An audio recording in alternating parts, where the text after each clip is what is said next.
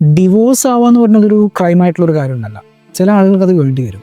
ഒരു ചീറ്റ് ചെയ്യപ്പെട്ടു, അല്ലെങ്കിൽ ടോക്സിക് റിലേഷൻഷിപ്പിൽ പെട്ടു, അത് അല്ലെങ്കിൽ അബ്യൂസ് ചെയ്യപ്പെട്ടു എന്നൊക്കെ ഉണ്ടെങ്കിൽ ചിലപ്പോൾ വേണ്ടി വരും. പക്ഷേ ഇതിൻ്റെയൊക്കെ ഒരു പ്രശ്നം എന്താണെന്ന് വെച്ചാൽ, ഇങ്ങനെ ഡിവോഴ്സ് ആയിട്ടുള്ള ചില ആളുകൾ മറ്റുള്ളവരെയും ഇൻഫ്ലുവൻസ് ചെയ്യുമ്പോഴാണ് അത് പ്രശ്നം.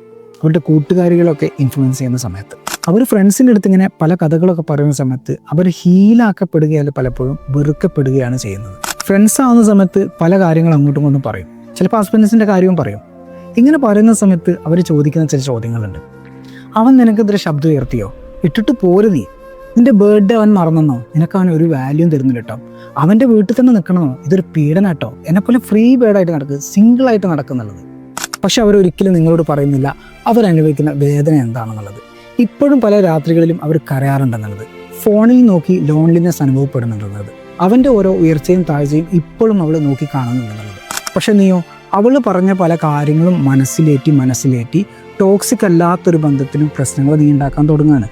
നിന്റെ ഭർത്താവിനെ നീ സംശയിക്കുകയാണ്, നിന്റെ ഭർത്താവിനെ നീ അവഗണിക്കുകയാണ്, നിന്റെ അവകാശങ്ങൾ നഷ്ടപ്പെടുന്നു നീ അനാവശ്യമായിട്ട് വാദിക്കുകയാണ്. അങ്ങനെ നീ നിന്റെ ജീവിതം സ്വയം നശിപ്പിക്കുകയാണ്.